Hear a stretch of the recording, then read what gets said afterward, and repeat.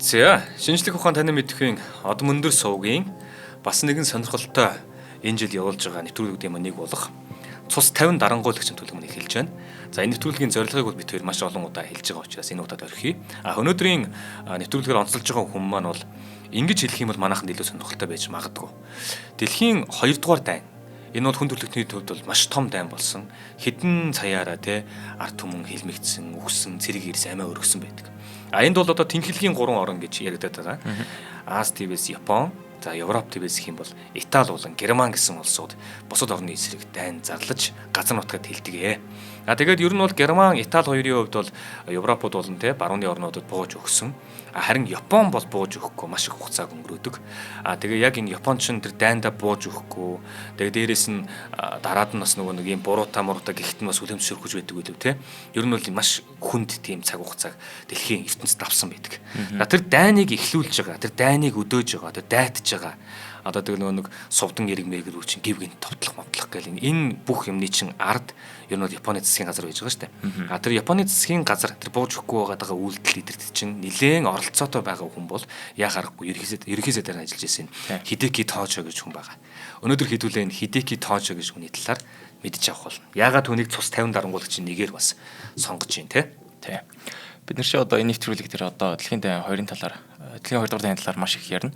Одоо Япон, Итали, Герман 3-ын том 3 дарангуулагч ярина гэхдээ хамгийн ихний дугаараа одоо бол Хидэки Тоожогоор эхэлж байгаа. За Хидэки Тоожогийн талаар ярихад дэлхийн 2 дугаар дайн улс төрийн нөхцөл байдал, геополитикийн зайлшгүй олон өөр зүйлүүд ярих учраас үзэгчдээ эхлээд анхааруулах хэрэгтэй байна. Нилээн өргөн сэдвээр ярих. Амар өргөн сэдв шүү. Энд чинь амар олон өөр улсын оролцоо байдаг учраас. За тэгтээ Хидэки Тоожо баг бахта ямар хүн байсан бэ гэдгийг эхлэе ярив. Хидэки Тоожо бол 1884 онд төрсөн. Нэг игэл борог самурай айлд төрж илаа. Энэ самурай айлд төрж өсөхдөө багаасаа нэг дайчны сэтгэхүүгээр хүмүүж өссөн. Тийм. Тэгээ баг бахта ердөөсөө ямар нэгэн зүйлд ингээд гоц авьяасгүй боловч юунда маш сайн байсан бэ гэх юм бол төвчээр хатуужил сахилга бат үүрэг гүйцэтгэх мэтэршгүй тэмүүлэлээр онцгорчсон хөлт байгаад байдаг байхгүй юу. Тэгээд Тоожо хүүхэд наснда нэг хүнийг шүтдэг байсан. Тэр шүтдэг хүн бол 17 дугаар зууны алдарт шогун Токугава Ieyasu байжлаа. Энэ шогун юу гэж хэлчихсэн бэ? Юу гэж зааж ирсэн бэ гэвэл дуртай зүйлээсээ татгалзаж таагүй дургүй үүрэгт илүүтэй анхаарч бай гэдэг сургаалаар Хидэки Тоожо насан туршдаа амьдсан нэг хүн юм. Одоо тэгээд энэ сургаалыг яг энэ бүх хүний амьдралд нь яаж нөлөөлсөн бэ гэж бодоо үзэх юм бол одоо дэлхийн 2 дугаар дан яагаад ийм удаа үргэлжлэсэн, яагаад боож өгөөгөө гэдэг эндээс л гарч ирж байгаа зүйл байгаа байхгүй тий. Багаасаа за энэ шогооны үгийг сонсох хэрэгтэй юм байна. Дуртай зүйлээсээ татгалзъя. Дургүй таагүй үүрэгтэй илүү анхааря гэдэг нь яагаад ийм удаа үргэлж явсан төсөл байдал нь илэрхийлж гарч ирж байгаа. Хидэки Тоожо эзэн хааны цэргийн академиг 1905 онд төгсгөд Япон улс бол дөнгөж ингээд эрх мэдэлтэй милитарист улс болон гарч ирж байсан. Тэгэхээр бол нэг тэр твтэй бол нэг нэр хүндтэй бол байгаагүй. Яг дөнгөж л гарч ирж байсан нэг жижигхан улс болж исэн. Хидэки Тоожо тэгээд Сибирт большевикуудын эсрэг хамгийн анх байлдаж тэгээд дэлхийн 1-р дайны дараа Германы цэргийн аташагаар суужсан. Аташи гэдэг нь цэргийн элчин консул гэж ойлгож байна шүү. Тийм, одоо ч орчин үед элчин сайд гэж байдаг байсан бол цэргийн элчин консул гэж тэр үед байдаг байсан. Сибирт дайдаг дайн хэдэн онд гинэ? Сибирт нь одоо 1905 онд төгсөөд тэгээд тэрнийхэн дараа яг дэлхийн 1-р дайны дараа болж исэн. За тэгвэл яг энэ дайнаар одоо хүртэл зөвлөлт холбоот улс болон Япон улсын хооронд асуудалтай байдаг нэг хэсэг газар нутаг байдгийг. Нэг арал байгаад байдаг те. Арал нэр нь гараад байдаг. Тэр хэсэг газар нутгийг Япон энэ дайнаар ямар ч авцсан. Тэгээд түүний дараа чинь тэр дайныг одоо эргүүлээд зөвлөлт чинь газар нутаг авах гэж манжуур дээр дайн хийдэг штэ те. Ер нь бол за тэгвэл тэнд энэ дайн явагдаж хахад манай тэрийг гүйцэтгэжээд тэгээд Герман руу явсан юм тийм. Германд тэгээ суужхдаа Японы айрам тэр үед Пруссийн зэрэглэлтийг амар хичтэн бэршдэг байсан. Тэгээ за яг иймэрдэг хүн цэргүүдтэй болох юмсан. Цэргийн ажиллагаагаа яг тэрэн дээр жишээ болгож дүүрэж явдаг байсан байгаа. Тэгээд Тоожо Европт байхдаа яг энэ Пруссийн тоталитар гэдэг сэтгэл бодлогыг өөртөө авч суужсан. Тэгээд түүнийх нь одоо цэргийн нөхдүүд нь бас нэг янзын одоо Ферштадт гэдэг санааг өөртөө бас суулгаж авч ирсэн. Ферштадт гэдэг нь юу гэсэн үг вэ гэвэл яг дайнд зориулагдсан улс гэж ойлгож болно. За. Тийм. За тэгээ аль түрүүний хэлж ирснээр одоо Орос Японы дайн гэж болж байгаа шүү дээ. 1894 оноос 1895 оны хооронд Япон Хятадын дайнд Япон улс ялалт байгуулж Тайван, Пэнхүү арлууд болон Лаодины хойгийг тэр эзэмшиж ийсэн. Яг ингээ Хятадаас болоож авч байгаа. Гэхдээ Японы эзэнт гүрний амбицийг дарах гээд Орос, Франц, Герман гурав нийлж байгаад Лаодины хойгийг хүчээр Японоос болоож авч илаа. За тэгээ Японоос болоож аваад Манж Чингүрэнд үлдээжсэн. Газрын зураг дээрээс харах юм бол Лаодины хойг гэдэг нь Солонгос их газрын Хятад хоёрын хооронд байдаг стратегийн маш чухал жижигхэн хэсэг байгаа. За тэгээд одоо энэ Орос, Франц, Германчууд нийлж байгаа Лаодины хойгийг Манжид үлдээжлээ. Тэнгүүд ардаас нь яасан бэ гэвэл Орос орж ирэнгүүтээ Манжид шахалт зүйлээд дарамт зүйлж хагаад Лаодины хойгийг өөртөө булааж авчихсан. Тэгээд энэ үүнээс хойш энэ Лаодины хойгийг Порт Артур гэдэг нэртэй болгож байгаа. За энийг одоо бол Япончууд харчаад маш дургуун хүрж байгаа тийм. Япон Хятадын дайнд ялалт байгуулад энэ газар нутгийг авсан чинь Оросчууд нэг тойроо замаар булаагаад авчиж байгаа байхгүй юу? Араас нь орж ирж байгаа. Тэгээд энд нь маш дургуун хүрснээс болоод 1904 онд Порт Артур руу Япон дайраад тэгээ Япон Оросын дай болж илаа. За тэгээд Орос энэ дайнд бол маш том ялагдал үзүүлсэн. Одоо Оросын 2 дугаар Николай хааны флот нь одоо бүр цайр цохиулж бүгдээрээ живсэн дайнд хожигдчихсэн. Тэгээд Цусимын арлын тулаанд бас хожигдоо байж хахад энэ үед дэлхийн 1-р дайн болох гэдсэн тул одоо Англи, Франц, Орос 3 Герман эсрэг бэлтгэж эхэлж байгаа байхгүй юу. Тийм учраас тэр бүст болж исэн бүх жижиг дайнуудыг зогсоож исэн. Тэгээ их Британи Орос Японы хоёрын хооронд одоо илрүүлэх арга хэмжээ авах гад хоёулын Портсмут хотод урж исэн. Тэгэд энэ чинь Портсмутын гэрээ гэдэг зүйл байгуулагдчихлаа. За Портсмутын гэрээ нь яасан бэ гэх юм бол Японы Солонгос явж байгаа үйл ажиллагааг нь хүлээн зөвшөөрч байгаа нэгт. Хоёрт Японыг дэлхий дээр маш их хүчрэх улс болж байна гэдгийг хүлээн зөвшөөрч исэн. За тэгээд Япон тэгээд Порт Артурыг лизингийн хэлбэр байдлаар Оросоос булааж авч илаа. Буцааж гадаа авч байгаа. Гэвч энэ дээр нэмээд одоо их хэмжээний дайны нөхөн төлбөр Оросоос нэгжсэн. Одоо ягаад гэвэл за энэ танаа дайнд чинь одоо оролцсон манах маш их хүн насаа алдлаа, маш их мөнгө зарцууллаа. Тийм учраас та нар энийг буцаага төлөө гэд шаардлага тавьж исэн бол Орос эрдөөсөө энийг нь тоохох. Тийм. Орос эрдөөсөө ямар ч нөхөн төлбөр өгөхгүй гэлээ, тоохгүй байлаа. Тэнгүүт Япончууд за энэ эрдөөс худлан байна гэд хайцсан. Тэгээд үүнээс болж одоо Хидэки Тожо маш их уурн урчсан. Тэ ингээ Порт Артур гэдэг юмыг авчаад байхад ягаад бид нөхөн төлбөр өгөхгүй байгаа юм бэ гэдэг. Зөвхөн Хидэки Тожо биш тэр цэргийн арим нь бас Япон улс бүхлээрээ тэгэж уурн урж байгаа байхгүй. Ягаад гэвэл Японы ард түмний амар олцсон авгаа ялалтыг үн цэнэгүй болголоо гэж бүгдээрээ годомчонд уралж зарлж ирсэн. Тэгээд энэ цагаас эхлээд Хидэки Тожо бол яг ингээд Америк нэгдсэн улс, Их Британи улсуудыг үзий яддаг болж эхэлж байгаа. Тэгээ 1924 онд Америк Японы цагаатчуудыг ердөөсөө хил давуулж оруулахаа байлсан. Тэрнээс болоод бас ялгаагүй ингээд шархан гүнзгийрч эхэлж ирсэн. Харилцаа улам хүүтэрсэй байгаа юм тий. Тэгэд Хидэки Тожо яг юу гэж ойлгосон бэ гэвэл хүчтэй ямагт өөрийн ашиг сонирхлыг урдаа тавьдаг. Тийм болохоор Япон улс ч бас оршин тогтъё гэвэл хүчтэй болох ёстой гэдэг баримталтай болж исэн. Одоо Порт Артурыг авахд нэг гэрээ хилцээтэй авлаа штэ. Энэ гэрээ хилцээгээр биш юм байна. Тэ. Цэргийн асар их хүчтэй байж ижил их мэдлэг болоож авах юм байна гэдгийг ойлгож авчихсан. Хидэки Тожо тэгээд айрам дотроо бол сахилах бат нин тэргүүн тавьдаг байсан. Одоо самураийн Бушидо гэдэг бодлого байна. Тэгээ аль төрний хэлжсэн шогуных нь одоо сургамж аваад байгаа штэ. Тэрийг цэргүүдээ маш их өндөр чанартай, маш их өндөр стандартаа тавьдаг байлаа. Цэргүүдээ зодддаг, цагиндаг, одоо шийтгдэг офицер болоод байсан байгаа байхгүй. Тэгээд нөгөө талаасаа одоо ингээд өрний завхаарл Японд хитрхи их хөл авч ийна гэж бодож исэн. Тэгээ одоо годомжаар алхаж яхад одоо залуу хасууд ингээ хөтөлдөж байна уу эсвэл одоо үнсэлж байгааг хараад маш их шөмжилж боршиж исэн. Япон хүн ингэдэг үү? Тий, Япон хүн гэж болохгүй. Одоо бүр нэг хит үндэсрэх байх гэдэг нь үү? Тий, айгуул. Тий. Одоо националист гэдэг юм байгаад шүү дээ. За өрнийхөө ингээд завхаарч ийн одоо унсалж чинь шалдаг хүүхнүүд байна. Япончууд хэдэж юм байдаг маа. Одоо Японы төвхөндөө бас л даа. Япон эмэгтэй хүн ийм байдгүй гэтэл тий. Соёлтой байдаг шүү дээ. Одоо нэг бас нэг шалдаг болтон болтгоо. Тиймэр төвхөн кинонд их гардаг те. За тэгээд 1930-ад онд дэлхийн 2 дугаар дай эхлэх гээд нэг жоохон хөдөлгөөнүүд эхэлж байгаа. Нацист Герман гарч ирлээ. Европын фашистын үзэл бодууд гарч ирж байхад энийг Хидеки Тожо маш их дэмжиж исэн. Тэгээд нацист Германтай холбоо барьж хагаад зөвлөд холбоот улс Хятадын эсрэг тууштай байлтахыг сурчилж эхэлж байсан.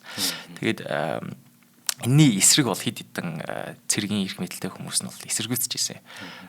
Гэхдээ өөрийнхөө улсынхаа төлөө улсаа нэгт тавьж исэн учраас ингээд цэргийн айрамд маш хурдан албан тушаал агчижсэн. Тэгээд 1937 онд Тожо Манжурт Квантын армийн штабын дарга болоод тэр оныхоо 7 дугаар сард захар ажиллагаа гэдэг үйл ажиллагааг удирдах гэсэн. Энэ захар ажиллагаа нь ямар утгатай байсан бэ гэх юм бол өвөр Монгол дахь Манжгаа улсын нөлөөг нэмэгдүүлэх зорилготой дайн гэх юм да байл та. Энэ дээр Японоос 90,000 хүн, өвөр Монгол Манжгаагийн 60,000 цэрэг нийлж байгаа Хятадын 120,000 цэрэгтэй байлтад ялалт байгуулж илаа. Чи одоо 90,000 дээр нэг хүн 60,000 гэхэр чи одоо 150,000 125,000 хүнийг бол хамархан ялна штэ. Тэгээд нэг сонирхолтой зүйл гэх юм бол Хидеки Тожо маш удаан хугацаанд цэргийн айрамд байсан ч гэсэн энэ бол Тожигийн орсон цорын ганц биежилж орж ирсэн байлдаан байгаа тийм. Энэ байлдааны дараа шууд Япон улс за энэ Хидеки Тожо гэдэг мундаг цэрэгч нь ингээд дайнд яваад авах юм биш юм байна. Стратеги ухаантай юм байна. Цэрэг удирдах хүн юм байна гэд 1938 онд Токио руу татаж цэргийн яамны дээд сайдаар томилж ирсэн. Тэгээ энэс 2 жилийн дараа 1940 онд Тожиг яамныхаа тэргүүн сайд болгож ирсэн. Тэгэхээр маш хурдан албан тушаал өсөж байгаа. Тийм байна. Тэр чинь 20-20 оны тэр үйл явдал байх хэвээр. Тэгээд нөгөө Япон яагаад энэ ихлээр за зөвлөлттэй нэг асуудалтай байгаа даа тий. Гэтэ яг урдны тэр гэрээгээр аль алиндаа довтлохгүй гэдэг ч үлээ тий нэг юм гэрээгээр ингээд аль альнийг нэг хэсэг торгоодсон байгаа. Тэгээд тэр яг тэр хэвийдээ болохоор их газрын одоо тэлэлтэй хийх гээд өөрөөсөө арал дээр байгаа даа шүү дээ тий. Тэгээд хойшоо наашаа Солонгос руу очрongотлаа энэ Манжуур буюу одоо Монголын зүүн тал тэгээд Хятадын хойг энэ хэсэг дээр өөрийнх нь нөлөөний бүсэг тогтоогоод тэнд амьдарч байгаа хүн ардыг судалж агаад энд өвөр монголчууд байгаад байгаа юм байна те. Энэ хүмүүст нь өөрсөнд нь Мянзян гэдэг энэ улсыг нээгээд өгчээ. Тэгээд тэн дээр нэм хүч оруулъя гэдэг ингэж байгаа. Дээрээс нь нөгөө манжуудын үлдэгдэл байгаа шүү дээ те. Тэгвэл манжуудын үлдэгдэл дээр нь Манжгоо гэдэг улсыг дахиж байгуулад энэ тоглоомын улс гэдэг тоглоомын засгийн газар гэдэг те. Иймэрхүү байдлаар цэргийн хүчийг нэмэгдүүлээд энэ Хятадын зүүн хойгийг эзлээд тэгээд тэр бүс нутагтай байгаа ард түмнийг бол одоо нөгөө нутаг орноос нь хөөхтэй дөрвүүлэх одоо яадаг чинь иймэрхүү үйлдэлүүд хийгээд байгаа юм. Ер нь. За тэгэж явж байгаад манай хүн тэндээс яг нөгөө 731-р анги манг гэл ер нь гарна л та цааш та. Тэгэхээр тэр мэрэнд үйл явдал дээр одоо юу гэдгийг амжилт цэргийн хувьд амжилт гаргасан учраас бүр дэд сайд руу ороод ирж байгаа юм биш үү? Дэд сайд руу ороод ирсэн. За хоёулаа хамтран хэлсэн зүйл зүгээр тийм үү? За нэвтрүүлгийн маань хамтран хэлэлцээр Заяа спорт шоп ажиллаж байна. За ер нь бол манай од мөндрийн маань бүрэлдэхүүний нэг болох Батцайг та бүхэн бүгдээрээ мэдж байгаа. Олон жил манай яг спортын тайлбарлагчаар ажилласан. Гэхдээ энэ хүн бол дэлхийн одоо улс орнуудын түүх, энэ газар зүйн түүх те энэ талаараа маш их өөрөө бас судалгаа явуулдаг сонирхолтой. Түүнийхээ дагууцсанд ярилцахад хүртэл мэдлэг нь шал ондоо төвчнөх байдаг. Тэгээ манай хүн сая сүүлд одоо Атлас гэсэн нэвтрүүлэг эхлээд одоо манай яг од мөндөр дээр шинэ нэвтрүүлэг нь орж ирсэн явж байгаа. Маш амжилттай үзэлтэй явж байгаа нэвтрүүлгүүдээ нэг. Яг дээрээс нь олон жил өстөг спортоор явсан хүн те яг спортын тайлбаруудыг хийсэн хүн. Тэр дэлхийн багууд чинь хөл бөмбөгийн ч бай, саксны ч бай, тэр төрөл бүрийн багууд чинь ямар брэндүүд байдгийг хувцсны болон те тэр гутлны гэдэг юм уу эсвэл одоо пүүцний те ямар олон брэндүүд байдгийг. Тэднээс яг аль нь яг ямар хувийн юугаараа ялгартын гэх мэтлэн тэр зүйлсийг бол хүссэн хүсээгүүдээр олон жил тайлбарлагч ихтэй харчиж байгаа штэ. Ингэж байжгаад өөрийн нэр дээр Заяа Sports Shop гэдэг шоп нээсэн юм байнамаа. За энэ болохоор яг спортын хувцсыг Америкаас оруулж ирдэг ийм дэдгүүр юм байна. За Nike байна, Under Armour байна, Adidas байна, Vans байна, Timberland байна, North Face байна. За Sorel гэж байна, Ralph Lauren Polo гэж байна, Dr. Martens гэх мэт дэлхийн шилдэг брэндүүдийн спортын болон өдөр тутмын гутал, хувцас хэрэглэлүүдийг хамгийн хямд үнээр санал болгож байгаа. Саяхан нөгөө нэг од мөндрийн Уран бүтээлийн жил эхлэхээс өмнө яг амралт авцсан байх тэр үед чинь за яах Америк явцсан байхгүй. Тэнд нэлээд удсан. Тэгээ яг одоо энэ бүтээгдэхүүн татах матахын ажил дээр ажиллаж байгаад ирсэн байгаа. За тэгээд бүх бараа нь Америк нэгдсэн улс болон Англиас ирдэг шүү. За зөвхөн бас нөгөө спорт шоп гэж байгаа боловч зөвхөн спортын биш өдөр тутмын одоо доктор Мартинс гэдэг чинь те өдөр тутамдаа өмсөх юм гутламжууд байдаг шүү дээ. Одоо хүйдэрч байгаа үед бол ялангуяа те. Оо яг. За ийм баталгаатай оригинал бүтээгдэхүүнүүдийг та бүхэн маань авахыг хүсэх юм бол энэ дэлгүүрийг зориорой. Ер нь бол манайхан шууд харъя гэх юм бол за яа спорт шоп гэж латинаар бичих юм бол спорт шоп гэж бичих юм бол манда Facebook гэсэн те дагагчтай энэ пэйж нь гараад ирнэ. Тэгээ нислэг машины одоо эсрэг талд гэдэг байгаа маань энэ Баян-Бүрдийн тойргоос урагшаага энэ гисрийн уулзрал явж байгаа яг энэ үед дээр байгаа тэнд нислэг машин гэдэг худалдааны төв байдаг. За тэрний замынхын эсрэг талд маргад гэдэг төв байгаа юм. Тэр дотор Заяа спорт шоп маань салбараа нэгээ тийш орсон байгаа. За тэгээ Facebook-оор ороод гоё мэдээллүүдийг аваарай. Мөн дээрээс нь 88 тэг 91 92 88 тэг 91 92 гэсэн дугаараас та бүхэн илүү дэлгэрэнгүй мэдээлэл авч болох нэ. За ингээм хамтран ажиллаж байгаа Заяа спорт шопын хамт олондоо баярлалаа. Амжилт хүсье. За баярлалаа Заяа шоп. За тэгээд тоож бол одоо ингээд зүүн өмнөд Азад маш их идэвхтэй цэргийн ажиллагаа явуулж байгаа. Одоо хэд хэдэн газруудыг эзэлж эхэллээ. Тэгэнгүүт Америк одоо шууд ингээд эдийн засгийн хориг тавьчихсан. Ягаад гэвэл за чи та нар штэ тийм Азад явуулж байгаа юм а зөксөхгүй бол одоо бид нэр эдийн засгийн хориг тавь шүү. Энэс цаашаа өөр арга хэмжээ авна шүү гэж хэлж байгангууд тэр одоо Японы цэргийн эрхтэнгүүд бас тоожийг хэсгэж жоох эсрэгцэж байгаа. Тэгтэл тоож яг юу гэж хэлж ирсэн бэ гэвэл бид одоо хятадаас цэргээ татвал өдий хүртэл гаргасан бүхий л хичээл зүтгэлийг устгасан хэрэг болох бөгөөд цааш та Япон гүрэн маань гарцаагүй мөхөх болно гэж байгаа байхгүй. Одоо энэ ч бол 19-р зууны сүүл үе байжсан. Одоо империализм одоо колони яг сүүл үе болж байгаа шүү дээ. Тэгээ Япон чи одоо бараг хамгийн сүүлийн колони байгуулж байгаа империалист улс байчсан учраас эннийхээ хүчин чадлыг бүгдийг алдсан шүү гэдэг сүрдүүлэлт үзүүлжсэн байгаа байхгүй юу. Тэгээд одоо Япон шууд ингээ хятадаас цэргээ татах юм бол за өрний улсууд шууд өөрсдийнх нь эсрэг арга хэмжээ авахыг мэдчихсэн учраас ердөөсө боож өгөөгүй. Тийм. 1941 онд Америк одоо за та нар ингээд ердөөсө энэ дайнуудаа зогсоохгүй байх юм бол бид нар дараагийн арга хэмжээг авлаа шүү гэд газрын тосны хориг тавьжсэн. За тэгээд Японч бол угаасаа өөрсдөө газрын тосны нөөц бол байхгүй. Тэгэхээр үйлдвэрлэх ямар ч арга байхгүй учраас Америк Япон хоёрын хоорондох харилцааг ийм дорой болгосон ерөнхий сайдаа шууд бурууг нь тавьж агаад тэгээд Фумимара Коно гэдэг ерөнхий сайд нь шууд огцорсон. Тий.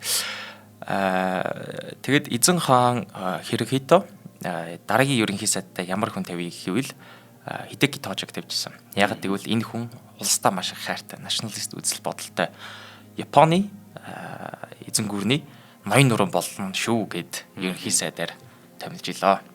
За одоо бүр цэргийн хүнээр ерөнхий сайд тавьчлаа тий. Тэгээд ерөнхий сайд болсныхаа дараа бол за одоо маш их хэв найрамдалтай тий хилцээд хүмүүстэй ойлголцоод энэчээс цаашаа өөрлөж явна гэж гаднаа хэлжсэн бол дотроо бол яг дайн хийх гэж бэлдээд байгаа байхгүй угаасаа цэргийн армийн хүн штэ тий. Тэгээд тоож засгийн газар авсныхаа 9 сарын дараа шууд ингээд Америкчууд Японы цэргийг хятадаас гарга гэсэн тушаал нь эсэргүүцээд энэ нь бол хилцээ биш те зүгээр би нэрийг дормжилж байна гэд Хирохито хаанта нийлж хагаад дайнд бэлдэж эхэлж байсан. За тэгээд дэлхийн дайн 2 эхэллээ. За дэлхийн дайн 2 болж хахад Хидэки Тоожо ерөнхий сайд байсан бас цэргийн сайдын албан тушаал бол хүлээлгэж өгөөгүй. Тэгэхээр 2 сайд цугыг гэдэг байгаа ш. Гэхдээ энэ дэр одоо бүр нэмээд заяа дотоод хэргийн сайд, гадаад хэргийн сайд, боловсрын сайд, бүр арилжаа аж ахуй үйлдвэрийн сайдын албан тушаалыг бүгднийг давхар гаргаж байсан. Оо зөө.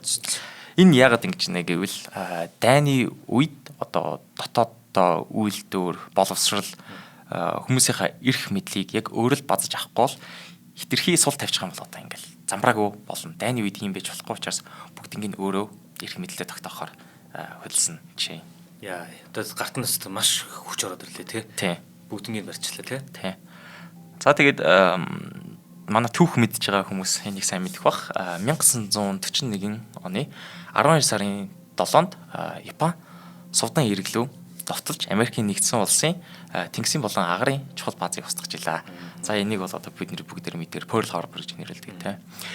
Энэ бол миний бодолд Японы хамгийн том алдаа.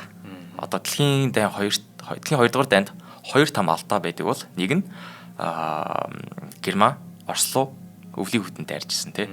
Нөгөөх нь Япон, Америк руу дайрч Америкийг сэрээжсэн байгаа тоххой.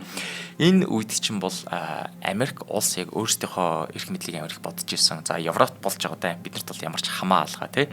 Өөрсдийн хүмүүс мэнд ажигуул байж лайвлах болно штэ гэж хэлсэн бол энэ цэргийн баазлууд дайрсанс болоод нэг унтж байгаа арсланг сэрэж байгаа байхгүй. Энээс болоод Америк шууд дэлхийн дэд хоёр руу орж ирсэн штэ. Тэгээ тэр үед чинь Америкийн хүн амын сайтай байлаа, эдийн засаг сайтай байлаа.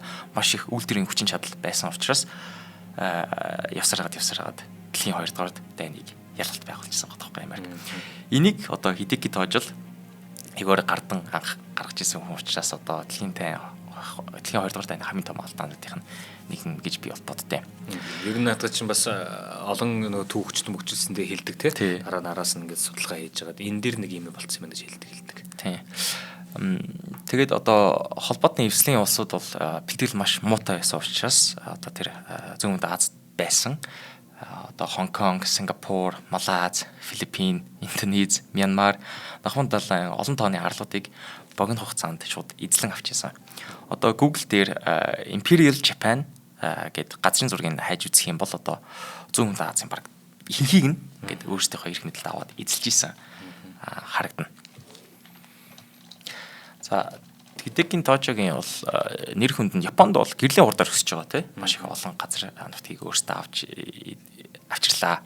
За тэгээд одоо цэргийн эрх мэдэлтэй хүмүүс одоо Тожийн ойр хавнаага бүх хүмүүс ингээд баг дайнд ялчлаа шав тийм дэлхийн 2 дугаар дайныг ялалт байгуулчлаа гэж тэмдэглэж исэн.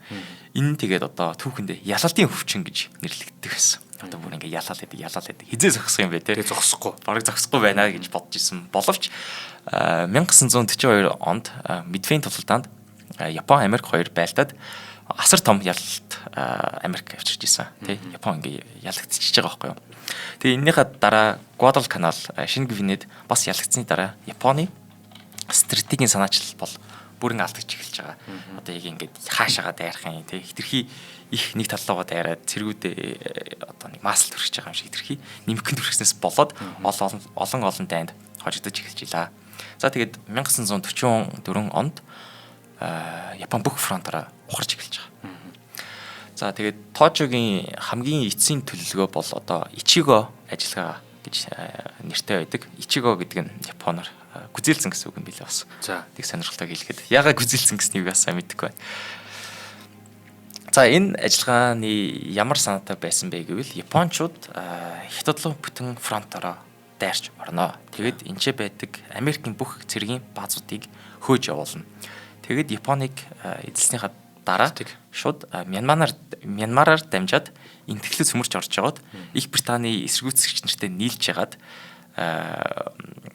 тэр Их Британчуудыг хөөж явуулаад тэгээд өрний хангамжийг байхгүй болгоно гэсэн төлөвлөгөө байгаад байгаа. Уул нь амар дэжгүй төлөвлөгөө сонсогдож байгаа ч гэсэн хамгийн ихний шатанда Хятадын дайндаа хожигдоод 50,000 Япон цэргийн амнаас алдсан түүхтэй.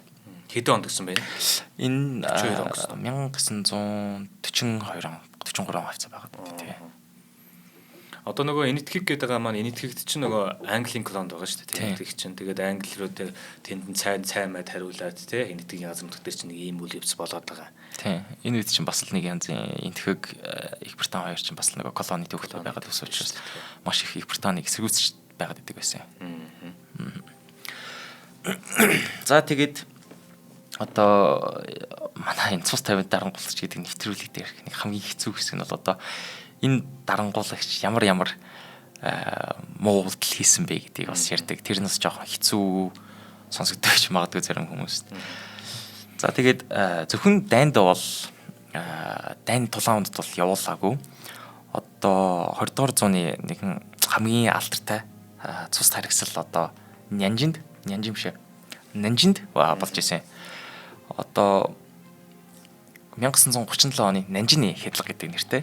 Энэ үед Тожо ерөнхий сайд болоогүй байсан ч Японы айрамда 3 бүгд гэдэг нэртэй зүйл идэг байсан. Тэр нь юу вэ гэхээр бүгдийг нь ал, бүгдийг нь шата, бүгдийг нь тон гэдэг аимшигт зарчмыг Хидеки Тожо төлөвшүүлсэн. Тийм учраас одоо энд нь өөрөө оролцоогүй ч гэсэн одоо шууд бас оролцоогоор энэ Нанжины хядлага болж исэн юм. За энэ хядлагаар Нанжин хотод одоо 200-аас 300 мянган энгийн иргэнийг шууд эцгийгээр хөнөөж охид хүүхнүүдийг нь хүчирхийлсэн гэдэг төвхтэй. Тэгээд энийг тийм учраас одоо Нанжины хядлагыг Нанжины хүчин гэж нэрлэдэг. Одоо Rape of Nankin гэдэг одоо маш их түүхийн номонд бол бичигддэг. Тэгээд үүнд оролцсон цэрэг офицеруудыг ердөөсөө Японы талаас бол ердөөсөө шийтгэж байгаагүй, ямар ч ял ногдуулж байгаагүй. Тийм учраас нэг янзын хүлээн зөвшөөрсөн гэж одоо бараг үзэж болно гэх юм да. Одоо нөгөөх нь бол Адрын андэр нэвтрүүлгээр ярьжсэн. Одоо манай үзэгчид 731-р ангигээ хайх юм бол шууд манай од мөндөр дээр нэг бүтэн цагийн нэвтрүүлэг байгаа да. Тэрийг бол манай Гануушал өөртөө ярьжсэн юм. За энэ ч юу болж исэн бэ гэвэл Контини армийн 731-р анги дээр одоо хийсэн нэг аимшигт хүн дээр хийсэн туршилтууд одоо биологийн зэвсгийн талаар дэлгэнгүй судалгаа эдгээр хийжсэн. Тэр нь одоо тахал өвчин халтаах, амьдарн төсөж нээх, химийн зэвсгийг хүн дээр туршиж үзэх гэдэг амар олон өөр яргалыг хийжсэн. Энэ дээр одоо Хятад, Монгол, Солонгос олзны бүх хүмүүс тэр хийжсэн. Тэгээд энэ үед бол Хитэки Тожи бол ерөнхий сайд байсан. Тэгээд энэ 731-р анги дээр болж исэн бичлэг үзүүлжсэн юм. Тэгсэн чинь Хитэки Тожи юу гэж хэлжсэн бэ гэхээр үзчихэд өө чи ямар тааг хүн бэ гэж хэлжсэн. Тэгж хэлжсэн мөртлөө энийг бол үргэлжлүүлжсэн цогсоогоогүй. Яагаад гэвэл энэ чи одоо Японы айрамд хэрэгтэй шинжлэх ухааны судалгаа байна гэж үзчихсэн учраас юудасаа зогсоож байгаагүй. Одоо нөгөө тэр үед чинь бүр үнэхээр тэр дайнтай дийлэхгүй зогсохгүй ингээд бүр болохоо байгаад эхлэн гутал нь одоо хүндрэлтний түүхэнд хамгийн анх удаа цөмийн зэвсэг ашиглаж байгаа шүү дээ тий. Тэгээд одоо Хирошима тэг Нагасаки гэдэг хотууд дээр ээлж ээлж хайдаг. Тэд чинь нөгөө Япончин далаад бас байлдаад байгаа. Далаад байлж байгаа их газарт байлдаад байгаа. А далаадаа бол одоо олон жилийн одоо туршлага гэдэг юм уу те дайны дээр шомбогч онгоц гэдэг ч юм уу тэр талаараа техник сайтай ирнээсээ их газрын байлдаан тал дээр ер нь жоохон тааруухан гэдэг юм уу те туслаж жоохон муутай байгаад. За тэгээд тэр нөгөө 731 гэдэг чинь болохоор одоо дайсны тал гэх юм уу те айлууд буюу эсрэг талд нь байгаа улсууд нь болохоор цөмийн зэвсэгтэй. Харин Японд тийм юм байхгүй. Тэгээ Япон юуг одоо өөрийн хүчтэй зүйл гэж бодоод байна гэхэлэр бактериологийн зэвсгээ. Тэгээд зэвсэг ашиглаж байна шүү дээ. Бактериологийн зэвсгийг хөгжүүлж байгаа нь энэ 731-р анги байхгүй. Тэгээд хөгжүүлэхдээ зүгээр мал эмнэлгийн гэдэг билүү, цэргийн эмнэлгийн байгууламж гэдэг билүү, тиймэрхүү нэрээр байлгадаг. Тэр доороо маш олон тагнуулчдыг бэлддэг. Тэгээд 731 дээр одоо тахлыг хүний бие талдаахад хэдэн цагийн дотор халдварлалт юм байна. Одоо тэр жишээлбэл те нэг одоо эрхтнийг ингээд тасдлаа гэхэд те хэр удаан татчилж ийж одоо ингээд юм байна гэх мэтлэн судалгаануудын шууд бодитоор нь явуулдаг. Тэгж жагаад баригдах болохоор тэрийг дэлбэлчил хамаг юм байхгүй болгочоод яваад өгдөг. Тэгээд энийг цаанаас нь зогсоодгүй би яг тухайн үед бол энэ яг хиний талаар тоожогийн талаар ярьж байгаагүй л дээ. Гэхдээ ер нь бол энэ судалгааг явуулдаг энэ ажлыг явуулдаг нэг нөхөр байгаа. Гэсэн чинь тэрийг цаанаас нь засгийн газар нь өргөжлүүл чамд маш баг богино хугацаа байгаа тий. Энэ хугацаанд дамжуулаад тэр бүтээгдэхүүнээ гаргаж чав. Тэр зүйлээ гаргаж чав гэд шахаад идэг байсан.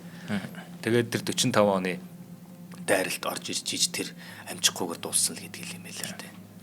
Тэгээд энэний талаар одоо манай үзэгчид сонсогчид илүү сайн мэдмээр байвал манай Адр андрын нэг бүтэн анги байгаа шүү.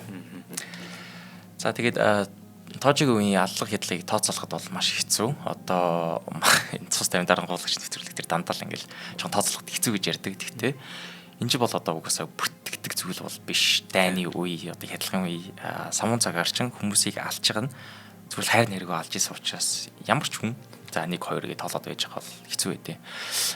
Гэхдээ зарим баримтуудаас харахад 3-аас 14 сая хүн хүрж исэн. Яг тий. Just яг дайны үеэр болж исэн болохоор зөвхөн одоо хүмүүсийг тамлах, ядлах бол биш. Бас дайнд байлтж исэн хүмүүсийн тоон байгаад идэв. Тэгээд энэ нөгөө Солонгос шүү дээ тий. Одоо хүртэл солонгосчуудад тэр хар хэцүү цаг үед дуусгаар амар байдаг шүү дээ. Тэгвэл Солонгосын газар нутаг дээр очиод яадаг ш нөгөө цэргүүдээ байлуулаад эзэлж байгаа шүү дээ тий. Баг колони болгоод авч байгаа шүү дээ. Тэгээд дайн хийхгүй байгаа хэрнээсээ тэр цэргүүдийнх нь тэр солонгосчуудтай харьцаж байгаа харьцаа Тэд нар нөгөө охид бүсгүүчүүд жоохон насан туршгүй хүмүүсийг хүчирхийлнэ. Тэгэл ирчүүдийг ингээл дарамтлан те байнгын бууз үсгтэй байна гэдэг улсыг нь өөрөөс илээд авцсан чи ямар ойлог байх вэ? Тэнд явагдаж байгаа тэр хүний эсрэг үлдэж байгаа муухай харгислал хүн ёсонд байж болохгүй зүйлс маш их байхгүй. Тэгээд Солонгос тэр зовлон үзэж байгаа. Хятад тэр зовлон үзэж байгаа. Өвөр монголчуудын зовлонгос үзэж байгаа байхгүй. Тий. Одоо үед бол тэгэл Япон нэг ч одоо залуучууд бол нэг амар гоё ярьдаг шүү дээ. Би ч өөрөө бас Японд дуртай хүн очиж үзэх юмсаа гэж боддог. Одоо аним манга гэл гоё юмнууд байдаг ч гэсэн.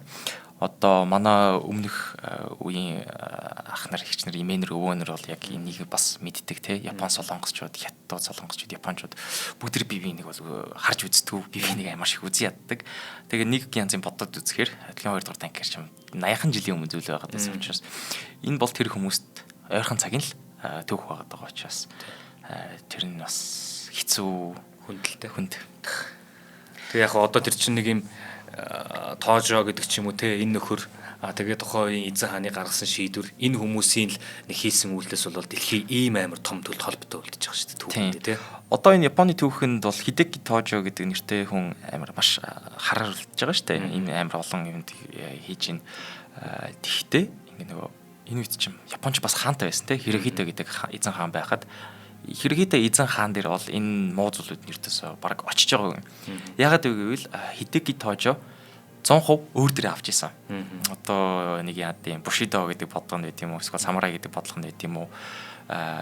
Юу гэж хэлжсэн бэ гэвэл Японы армийн үйлсэн хэрсгийлэлд би ганцаараа буруутай гэж уучлах байсан.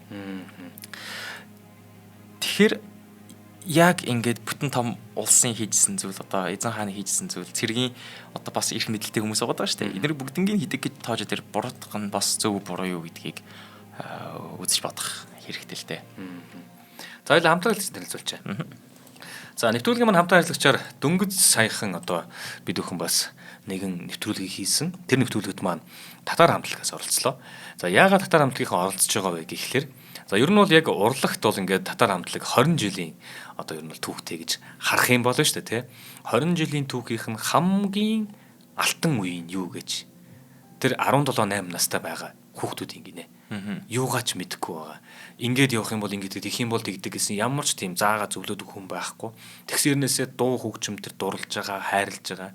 Тэгээ нэг 17 8 настай тэр 3 4 хүн залуучууд чинь тийм ингээд хотоор яваал дуу хөгжмөд тараахаас өсвөлээл. Тэгэл тэндээ болохгүй хүмүүсээ тааралдаал тийм муудалцахаас ахуулаад тэгэл энэ ер нь яаж явсаар байгаад энэ татар гэдэг хамтлагийг бий болгож ингэж явсан бэ гэдэг тэр алтан үеэ яг бодит түүхээс сэтгэлээд уран сайхны кино болгоцсон. За тэгээд энэ уран сайхны кино нь одоо сошиал дээрсэн манайхан нэлээд их явж байгааг анзаарж байгаа бах. Хүмүүс маш их хүлээж байгаа. Энэ кино бол 9-р сарын 19-нд нээлттэй хийгээд ингээд Улаанбаатар хотын бүх кино театруудаар одоо үзэгт гарч байгаа. Мөн дээрээс нь 9-р сарын 21-ээс ахуулаад Монгол орон даяар 21 аймаг бүх сумдуудад те нээлттэй хийж байгаа шүү. Тэгээд татар гэсэн нэртэй уран сайхны кино мэндэлсэн. Мэдээж энэ хамтлагийн дуунуудад хайртай, энэ хамтлагийн түүхийг нь мэддэг. За энэ одоо гишүүдэд нь одоо хайртай ч гэдэг юм уу те. Энэ одоо үзэгч, сонсогч олон маань татар хамтлагийн тэр нэг хинт чилээгүй байгаа тэр нандин бодит түүхэн хаанаас тэд нар бүтсэн бэ гэдэг тэр зүйлээ хуваалцж байгаа энэ ангига кинога манайхан хүлээн авч үзээрэй гэж уриалъя. Тэгээд одоо таны гэртээ чинь ямар ойрхон кино театр байдгүй те тэр болгон дээр чинь 9-р сарын 19-наас ахуулаад нээлттэй хийж байгаа шүү гэдгийг дуулгая. За болсон. За одоо ингэ нөгөө ичиг ажиллагааны дараа ингээд Япон бол олон өөр фронтууд дээр ингээд ялгадаж эхэлж исэн. Тэгээд одоо 1943 онд болж исэн одоо Годоканал Соломоны арлууд шинэ гинэд одоо бүгдээр ялгагдчихж байгаа байхгүй юу. Тэгээ аль түрүүний хэлжсэн 1944 онд Мариана арлуудыг эзэлсэн байсныг одоо Америкчууд авч исэн юм. Одоо Марианы арлуудыг алдсан нь бол Японд маш их хэцүү цаг үе. Яагаад гэвэл Марианы арлууд Японд маш их ойрхон байдаг учраас тийшээгээ холын зайны бөмбөгдөгч онгоцнууд Япон руу нисээд дайрах эрсдэл маш их гарч ирж байсан юм. Тэгэхэд Японы эзэн хаан Хирохито Марианы арлыг ердөөсөө алдаж болохгүй. Заавал буцааж авах ёстой гэж зарлж илаа. Энд нь бол маш олон хүмүүс бол дургуцж эсэргүүцж ирсэн. Гэхдээ энэний дараа бас удалгүй Японы далайн агарын хүчин Филиппиний тэнгист ялагдсанаар Тожо ингээд үндсэндээ Японд бүх юугаа алдчихсан. Нэр хүндээ алдчихсан. Нэр хүндээ алдчихсан. Засгийн газрын бас илтгэлийг алдчихлаа. За тэгээд 1944 оны 7 сарын 18-нд Эзэн хаан Хирохитогийн шахалтаар Тожигийн кабинет бүрэн бүхэлдээ огцорлоо.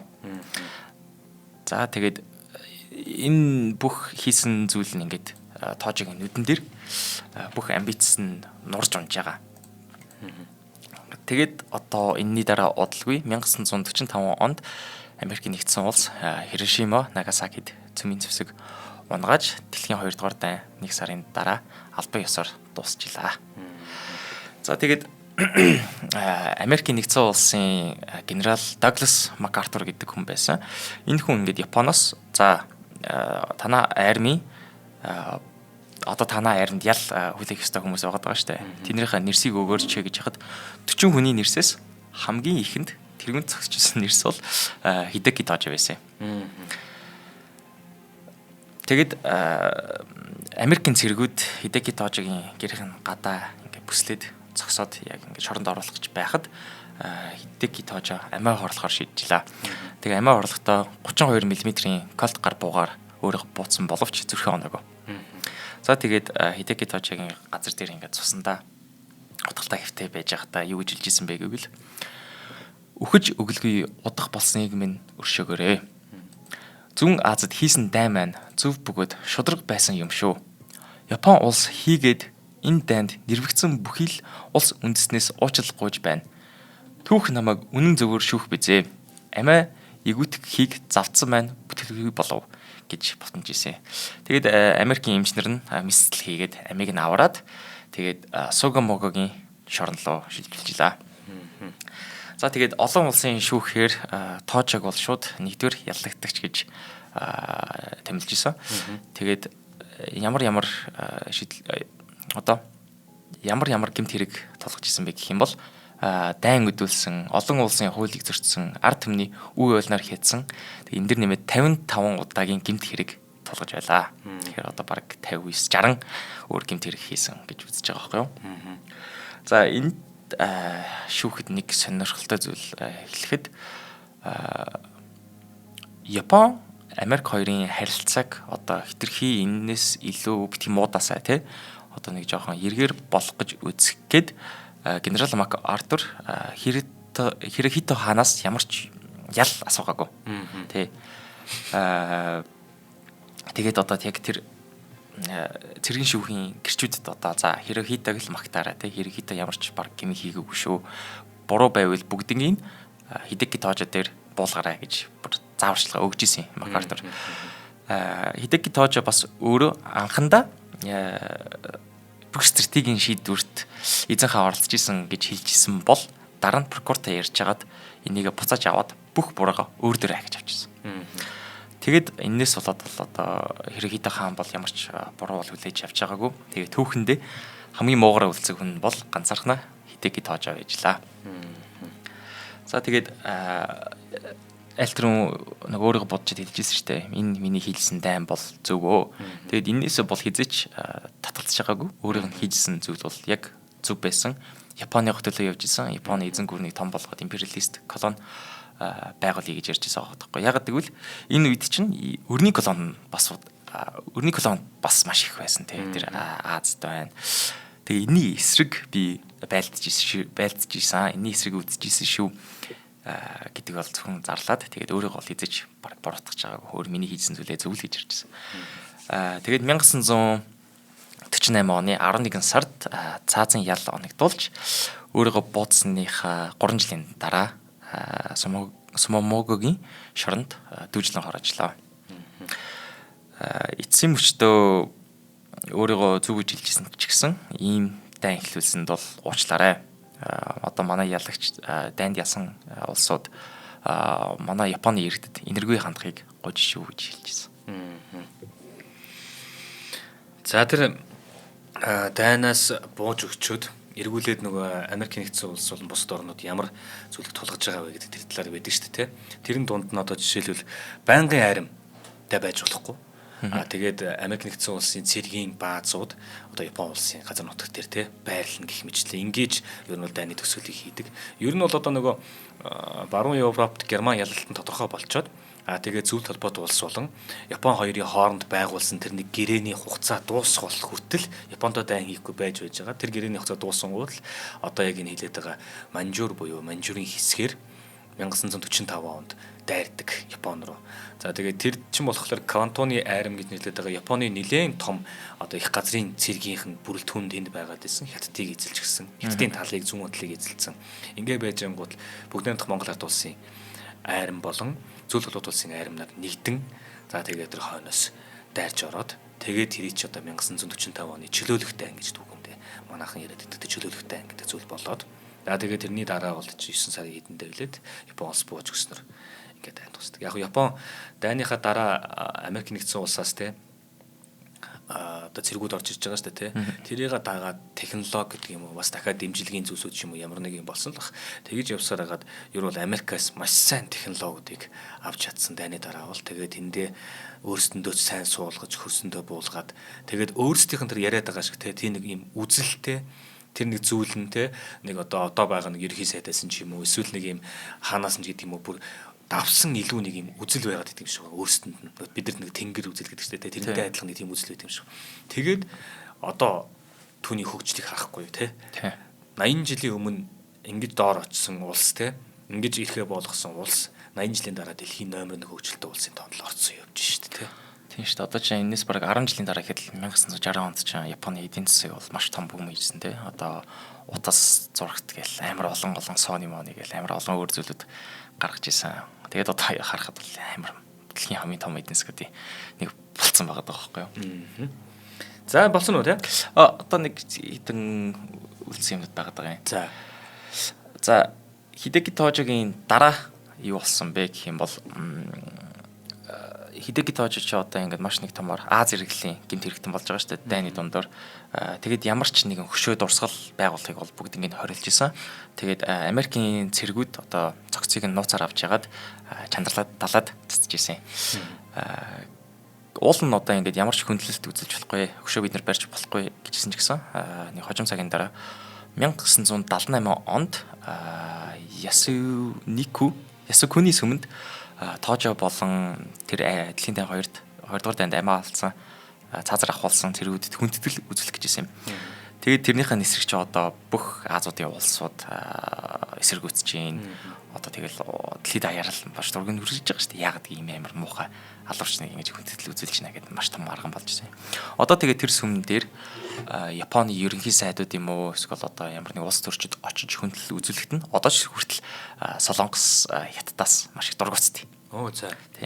Тэгээд ингээд Хидэки Тожо 2025 онд ямар нэр хүндтэй үлдсэн бэ гэж ярих юм бол дотооддоо бол угаасаа л за энэ хүн бол Японы нэрийг маш их доошо хүргэж исэн дэлхийн дайнд Япончуудыг оролцуулж исэн амар хар талбайтай үлдэж исэн гэсэн зарим хүмүүс бол бас жоохон сайнаар үздэг юм билээ.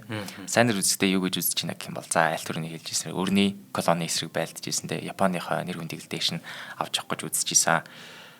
Тэгээд одоо гадаад улсууд юу гэж үзэж байна гэхээр 1997 он хүртэл гэхэд Японы талаар одоо Хятад Солонгосын их сургуулийн оюутнуудаас асуухад юу гэж хэлж байна гэхээр Япон улсыг бодохоор юу гэж бодож байна гэхээр Хидэки Тожо хамгийн түрүүнд санд нь орж ирж байгаа байхгүй юу. Тэгэхээр Хидэки Тожо яг ингээд Европт байдаг Гитлер Муссолини эднэр шиг нэр нь ингээд түүхэнд диктатор гэж үлдэж ирсэн.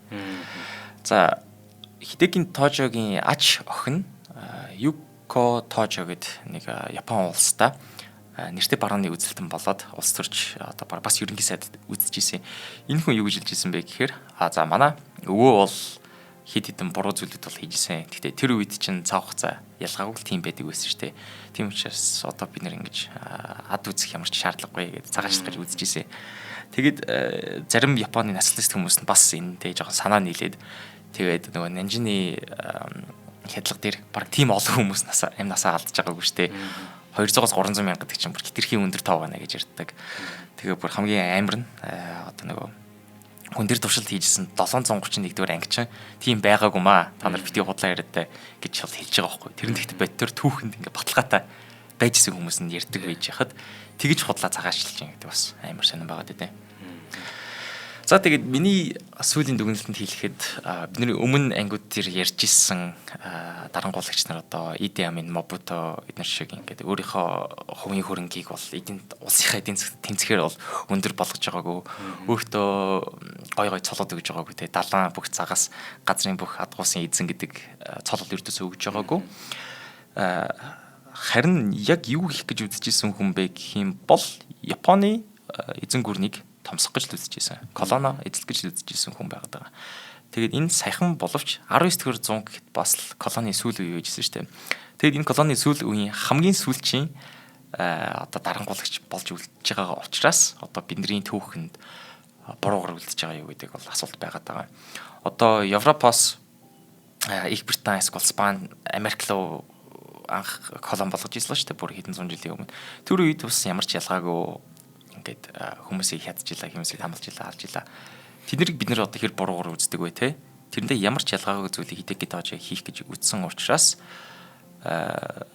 түүх хитрхи ойртох тусмаа те бидэнтэй хитрхи орчин үеийн цаг болох тусмаа бидний стандартаараа өөрчлөгдөг гэж хэлж болох юм уу? Одоо маш өөрөөр ярих юм бол Чингис хаан ч ялгаагүй маш олон хүний ямиг нь хядсан, алсан. Бид нар тэрийг маш хүндэлтэй үздэг ч гэсэн тэр одоо бидний орчин үеийн цаг хугацаас тэрхий хол байгаад байгаа учраас тэгж үзэж гинөө. Хидэки Тожи орчин үед маш ойрхон болохоос бид нар муугар үзэж гинөө гэдгийг бас манай үзэгчид бодож үзээд саналаа бичээрэй л гэж хэлье да. За тгий нэрэ те.